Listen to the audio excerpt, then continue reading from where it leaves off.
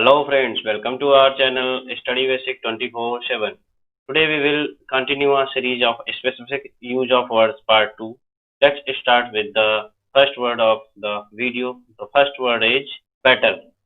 Battle means a contest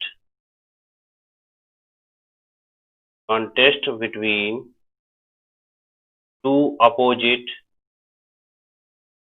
armies.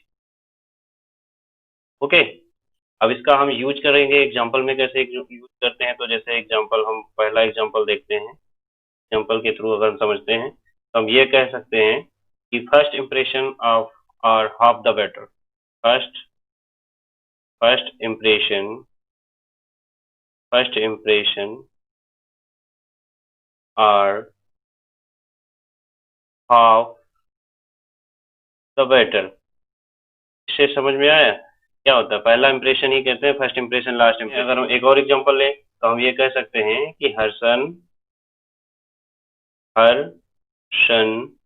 was killed her son was killed in battle तो ये भी इस type से आपको सेंटेंस में यूज करना रहेगा फिर सेकंड वर्ड है वार देखो ये बैटल और वार की मीनिंग जो कहो तो देखो एक ही होती है मतलब लड़ाई लेकिन वार को हम कहाँ पे यूज करेंगे और इसका मतलब एग्जैक्ट अगर मीनिंग हम कहें तो क्या होता है तो हम इससे बोल सकते हैं कि a series of of contests okay a series of contest continued for a long time यानी जब लंबे समय तक कोई चीज ये बैटल चल रही हो तो हम वहां पर यूज करेंगे वार की बात ठीक है लॉन्ग टाइम ओके अब इसका एग्जांपल के थ्रू देखें हम कैसे इसमें अगर हम सेंटेंस में यूज करेंगे तो हम बोल सकते हैं कि the local war escalated into a major conflict the local war the local war escalated escalated escalated into a major conflict okay and अगर हम दूसरा एग्जांपल अगर हम देख लें इसमें तो और क्या एग्जांपल हो सकता है हम ये भी लिख सकते हैं कि after our country was attacked after our country was attacked with a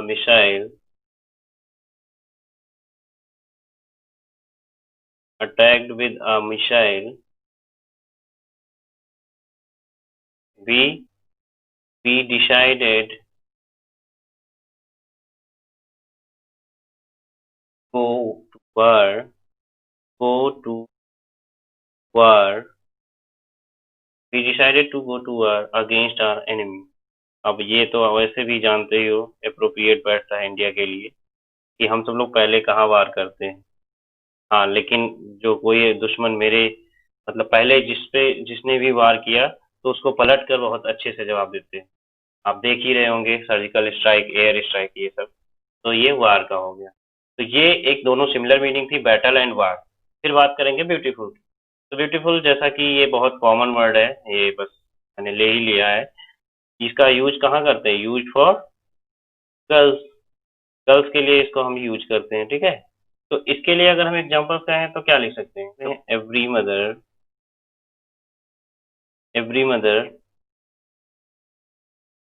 thinks her child beautiful thinks her child beautiful next अगर इसका एग्जांपल हम ले सकते हैं कि she was a very beautiful woman ये भी हम लिख सकते हैं she was a very beautiful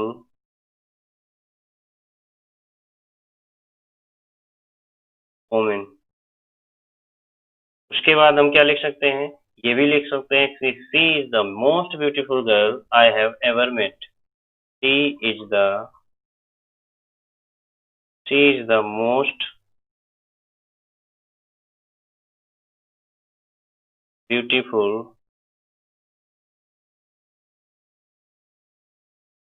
girl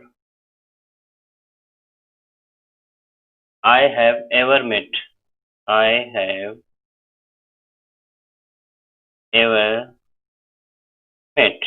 तो देखिए मतलब इससे पहले मैंने कभी भी इतनी खूबसूरत लड़की से नहीं मिला था। ऐसे ही नेक्स्ट चलते हैं ब्यूटीफुल। ब्यूटीफुल का भी मतलब वही होता है कि काफी खूबसूरत, और हैंडसम मीन्स भी वही होता है, लेकिन हैंडसम का यूज हम कहाँ करते हैं? हैंडसम का यूज हम बॉयज के लिए करते हैं। Use for boys, use for boys, boys के लिए हम हैंडसम का यूज करते हैं, ठीक है। इसको एग्जाम्पल के तरह जरिए हम समझ सकते हैं, तो सेम उसी तरीके से लिख सकते हैं कि he is the most handsome man. He is the most handsome man I have ever met. I have ever met. अगर हम इसका एक और एग्जाम्पल समझें, दूसरा example, he looked tall, handsome and healthy, ठीक है। ये भी तो बोला जा सकता है। तो ये हो जाएगा आपका हैंडसम के लिए।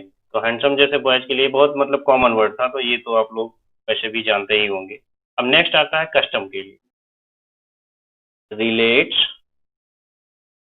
रिलेटेड टू कम्युनिटी,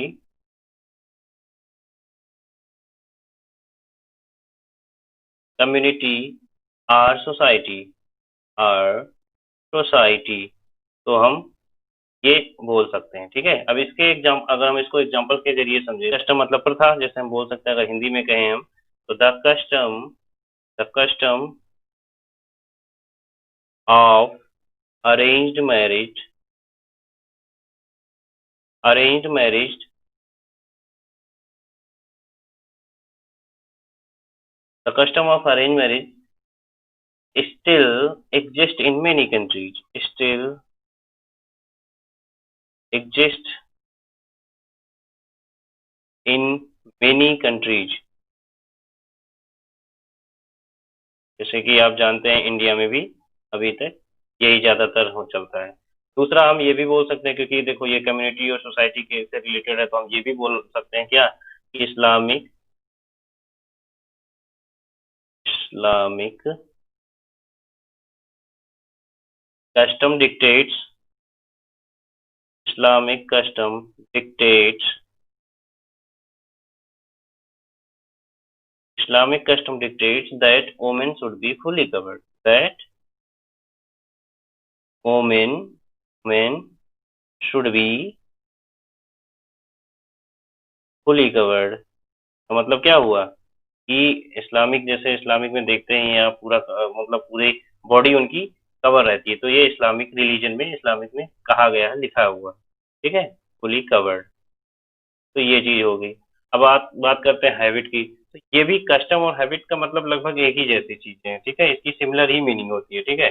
बस इसमें क्या है कि ये पूरी कम्युनिटी को लेकर के बात करते हैं, और हैबिट में हम सिर्फ और सिर्फ इंडिविजुअल की बात करते हैं। तो हम ये लिख सकते हैं कि रिलेटेड टू इंडिविजुअल, ठीक है, इसको हम बोल सकते हैं इंडिविजुअल। अब हैबिट में रिलेटेड टू इंडिविजुअल में हम क्या जैसे यूज कर सकते हैं? अब हैबिट जो जानते ही हो, जैसे कि बहुत पॉपुलर वर्ड, जैसे हम एक एग्जांपल बहुत पॉपुलर ले लेते हैं, smoking is a bad habit. ये खूब सुना होगा आप लोगों ने, smoking is a bad habit, okay. तो जानते ही हैं स्मोकिंग बहुत गंदी आदत है। तो हैबिट, ये भी तो लिख सकते हैं, habit can easily, become an addiction, become an addiction। तो ये भी आपका हो जाएगा, ठीक है। आई होप ये आप लोगों को समझ में आ रहा होगा। अगर आपको लोगों को समझ में आ रहा है तो प्लीज इसे लाइक, शेयर एंड सब्सक्राइब जरूर करिएगा, ठीक है। चलिए नेक्स्ट पे देखते हैं। तो ये हो गया कस्टम और हैबिट, इन दोनों की मीनिंग भी सेम होती है। अब नेक्स्ट देखते हैं क्या है। तो नेक्स्ट है आपका क्राइम। क्राइम, वाइस, सिन, ये तीनों का मतलब क्या होता है? सारे अपराध हैं, लेकिन हम क्राइम का यूज कहाँ करेंगे, वाइस का यूज कहाँ करेंगे, सिन का यूज कहाँ करेंगे, यही हमें देखना है। तो क्राइम हम जहाँ पे यूज करते हैं तो जहाँ पे क्या हो, against law of the state, क्या हो, against law of the state, ठीक है, स्टेट के लॉ के खिलाफ है तो वो क्राइम होगा। ठीक है, अब जैसे क्या बोल सकते हो, देखो, अब थेफ्ट इज अ क्राइम, ये बोला जा सकता है, नहीं, theft is a crime, simple सा वर्ड हो गया। उसके बाद क्या है, इसको एक और हम बोल सकते हैं कि he has committed a crime, he has, दूसरा एग्जांपल अगर हम कहें तो he has committed committed a crime. एक और एग्जांपल से अगर हम इसको समझते हैं, हुआ it is a crime to handle, it is a crime to handle stolen goods. Okay, तो ये भी आपका क्राइम हो जाएगा एक प्रकार। तो ये अच्छे से क्लियर हो गया होगा क्राइम। फिर बात करते हैं वाइस की, तो वाइस किसके लिए, हम जब हम हमारे कोई भी अपराध कोई मोरल्स के अगेंस्ट हो रहा हो, ठीक है, तो मतलब हम इसको लिख सकते हैं कि offence, offence against moral, against morals, तो मोरल्स के अगेंस्ट अगर कोई ऑफेंस हो रहा है तो हम वहां पे वाइस का यूज करेंगे। ठीक है, जैसे ड्रिंकिंग इज अ वाइस। अब आप लोगों के मन में देखो आया होगा क्या, ड्रिंकिंग, ड्रिंकिंग यहाँ पानी पीने की बात नहीं हो रहा है, अल्कोहल वगैरह, तो ये क्या है, ये भी एक मोरल के खिलाफ मतलब वो है, तो ड्रिंकिंग क्या है, ड्रिंकिंग इज अ वाइस। ठीक है, ऐसे दूसरा एग्जाम्पल अगर हम लें तो ये भी कह सकते हैं vice punished and virtue rewarded. तो क्या है, वाइस क्या की जाती है, वाइस पनिश्ड की जाएगी क्योंकि ये एक प्रकार का ऑफेंस है, वर्च्यू रिवार्ड की जाएगी क्योंकि वो ऑफेंस नहीं है। ठीक है, वर्च्यू, वाइस का जस्ट अपोजिट वर्ड हो जाएगा वर्च्यू। ठीक है, रिवार्डेड, तो इसको इनाम दिया जाएगा। हम नेक्स्ट देखते हैं, नेक्स्ट क्या है, एक्चुअली ये इस वीडियो का लास्ट, लास्ट क्या है, अगेंस्ट, देखो सिन है, सिन का मतलब क्या होता है, देखो जब कोई रिलीजन या सोसाइटी के खिलाफ अगर कोई, यानी रिलीजन और सोसाइटी के कानून के खिलाफ अगर कुछ आप करोगे तो वो सिन बोलते हैं। जैसे कि इसको हम क्या लिखेंगे, अगेंस्ट लॉ ऑफ रिलीजन और society, against law of religion और सोसाइटी। ठीक है, तो ये हो जाएगा आपका सिन, सिन के लिए हम ये यूज करते हैं। अब देखो इसको हम एग्जांपल के जरिए अगर समझें तो हम क्या कहते हैं, देखो ये भी पढ़ाया ही जाता है, मैनर्स ही होते हैं, abusing elder is a sin, abusing elder is a sin. ठीक है, द बाइबल सेज, क्या है, दैट स्टीलिंग, स्टीलिंग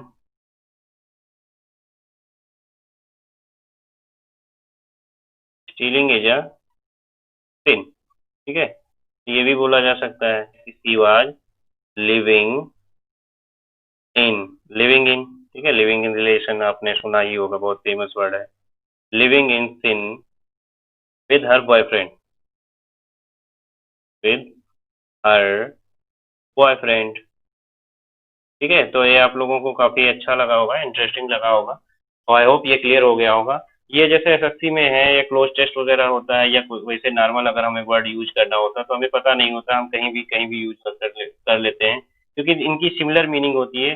तो ये बहुत बारीक चीजें होती हैं कि कैसे हम इनको डिफाइन करें, कैसे हम, कहाँ हम यूज करना है क्राइम, कहाँ वाइस यूज करना है, कहाँ सिन यूज करना है, तो ये हमें क्लोज टेस्ट में, बैंकिंग और एसएससी में, इसमें सब में जिसमें भी इंग्लिश आती है तो उसमें ये बड़ा हेल्प करता है। और इवन क्लोज टेस्ट क्या हो या एरर हो, फिल इन द ब्लैंक्स हो, इनमें सब में भी, और नॉर्मल भी हम स्पीकिंग में यूज करते हैं, इसीलिए मैंने कुछ कॉमन वर्ड्स भी लिए हैं। तो ये आप लोगों को अच्छा लगा होगा, इसके आगे फिर हम और भी कुछ नए वर्ड्स के साथ मिलेंगे। और अगर आप लोगों को ये समझ में आया है तो प्लीज़ इसे लाइक करिए, शेयर करिए एंड सब्सक्राइब करिए। मिलते हैं नेक्स्ट वीडियो में, तब तक के लिए बाय बाय, टेक केयर।